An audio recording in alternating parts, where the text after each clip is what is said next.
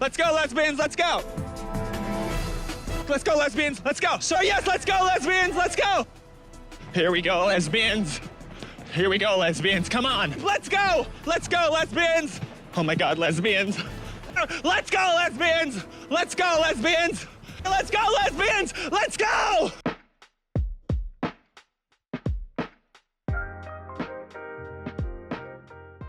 Hi everyone, welcome back to my channel. Today's video is going to be a little different. Not a recap or review or ranking, not a deep dive into an unhinged celebrity endeavor, although that is tempting. Today I wanted to talk about the Bechdel test, a famous measure of representation of women in film and other media, because for a while and as of late I've been seeing various headlines and social media commentaries that are like, this movie does not pass the Bechdel test, and they're talking about movies that are very clearly pro-feminist pieces of work. So I'm like, wait a minute, let's slow down and talk about this. So I'm going to discuss the origins of the Bechdel test, its strengths, weaknesses, and how it's been misinterpreted over time, causing people to use it incorrectly. I feel like if you've clicked on this video, you probably have at least a rough idea of what the Bechdel test is. But if you don't, the Bechdel test, also known as the Bechdel-Wallace test, is named after American cartoonist Alison Bechdel. She's well known for her long-running comic strip DTWOF, which launched in 1983 and ran till 2008. It was about the lives, loves, and political and social issues of this group of friends, mostly made up of lesbians. And side note, as I was researching information for this video, I started reading this comic and it's pretty good. Alison Bechdel kind of cooked here. Let's go, lesbians! Let's go! So the Bechdel test came about from one of the strips in this comic called The Rule, published in 1985, where at one point two of the characters are going to the movies, and one character named Mo describes 3 requirements for the movies she sees. She said a movie has to 1. Have at least 2 women in it, who 2. talk to each other about 3. something else besides a man. These 3 rules are now the 3 basic questions asked to assess whether a movie has passed the Bechdel test. The original inspiration behind this particular comic strip came from Bechdel's friend Liz Wallace, hence the Bechdel-Wallace test, and from author Virginia Woolf's 1929 essay A Room for One's Own. In this essay, Virginia Woolf said that in fiction, women are almost always shown in relation to men instead of independent people with their own thoughts, feelings, and struggles. She also said that in fiction, the relationships between women are often portrayed as too simple. So based on that critique and Wallace's idea, the sketch was created by Bechdel as a dig towards the film industry, which was and still is a male-dominated industry. Even though the strip was created in 1985, the test started to move into the mainstream in the 2000s, and by the 2010s, it was definitely much more commonly known. By 2013, it was considered almost a household phrase, even discussed in lectures and classes in the arts. I can say firsthand that the Bechdel test has percolated into academic discussions about theater and film theory. Regarding the rise and popularity of this test, Bechdel said, somehow young feminist film students found this old cartoon and resurrected it in the internet era, and now it's this weird thing. People actually use it to analyze films to see whether or not they pass that test. Still, surprisingly few films actually pass it. I feel sort of funny about that whole thing because it wasn't like I said, this is the Bechdel test and now you must follow it. It just somehow got attached to me. I mean, I did write down the principles in a cartoon, but this younger generation of feminists and film watchers has adopted it in a way that I think is pretty cool. This test has been talked about in other forms of media, including video games and books. The Bechdel test has also had a lot of influence that goes beyond the discourse of the test itself. There's a user-edited database called BechdelTest.com with thousands of films that have been analyzed using the 3 rules of the Bechdel test. There's something called the Bechdel Test Fest, a London-based film festival celebrating progressive depictions of women on screen. In 2013, 4 cinemas in Sweden started using a new rating system based on the Bechdel test. For a film to have an A rating, it needs to fulfill all 3 requirements. The test has also been important for inspiring similar tests about the representation of other groups, including the Vito Russo test, and this test tests if a film has an LGBTQ character, if their identity solely defines the character, and if that character is important to the plot. There's also the Shukla test, the Riz test, and the Duvernay test. The Shukla test follows the same idea as the Bechdel test, where there should be A, 2 characters of color that B, talk to each other without C, having it be about race. The Riz test measures whether there is a Muslim character and how they're portrayed, like if they're associated with terrorism,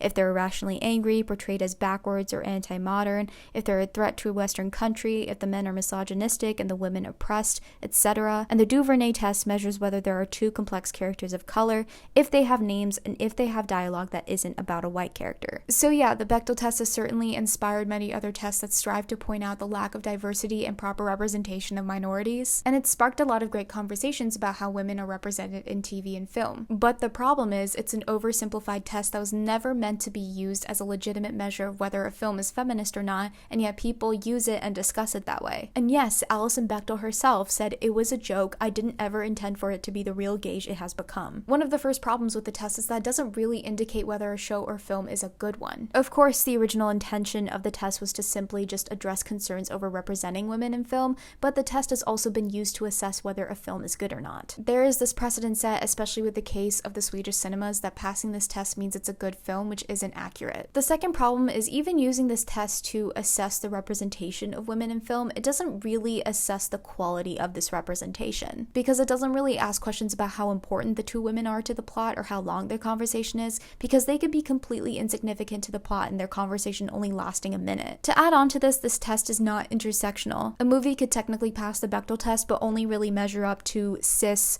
straight, white feminism. An example of the first two problems for me is a certain recent and thankfully canceled HBO series. I'm pretty sure that technically this show passes the Bechdel test because there is a scene where two women are having a conversation about something that isn't about men. If I remember correctly, there's this brief scene where two women are talking about one being back at work for the first time since her mother died. So technically it passes, but is it a good show? No. Do I think it's good for feminism? Nope. The third problem is because the test itself is so vague, it flags films that aren't actually problematic or misogynistic. Many specific scenarios can lead a movie to fail the Bechdel test without it being misogynistic or problematic in its gender representation. The controversy that happened last year with the movie Fire Island is a clear example of this. This film is a gay AAPI reimagining of Jane Austen's Pride and Prejudice. And this movie sparked a Twitter, or I guess X, debate last year because New York Magazine podcaster Hannah Rosen tweeted, "So Fire Island gets an F- on the Bechdel test in a whole new way,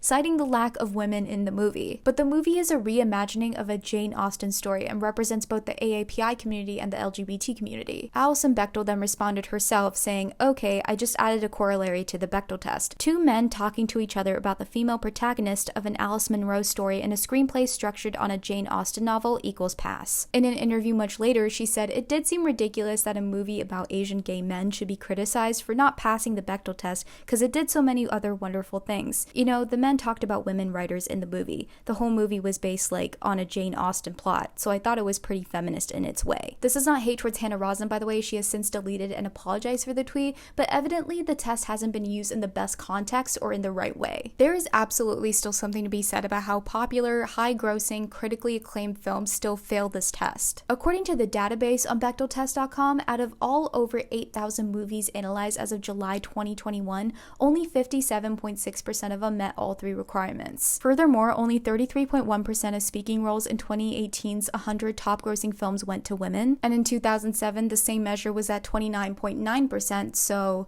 not much of a change there. And even with movies that do feature women, Alison Bechdel has made this great point that some movies cynically try to make shortcuts and feature strong female characters, but they just have a veneer of strength and they're not fully developed characters. So all this tells us is that oftentimes in film, women are silent or undervalued, or they just simply exist to advance the male character's storyline if they're at all. And the Bechdel test is definitely important in getting us to examine that. But context is really important. Again, it was meant to be a joke about a male-dominated industry. The most successful thing about this test is how it's gotten people to critically evaluate media and in turn critically evaluate the entertainment industry. We just shouldn't let our conversations about it devolve into something reductive or making it a gotcha trick. It's not conclusive or definitive, so we shouldn't be using it as a serious metric. Rather, we should be using it as a conversation starter. It's a great stepping stone into discussions about why a film isn't good or why it's still good even if women aren't an integral part of it. And I say that we should have more women writing and directing stuff. Anyway, I hope this video was informative and that you learned something, and if you liked it, give it a thumbs up and subscribe to this channel if you haven't already. If you have any thoughts about the Bechdel test or similar tests or just about the representation of women in film in general, comment below. I would love to see conversations about that and what you all think. And yeah, thank you for watching this video.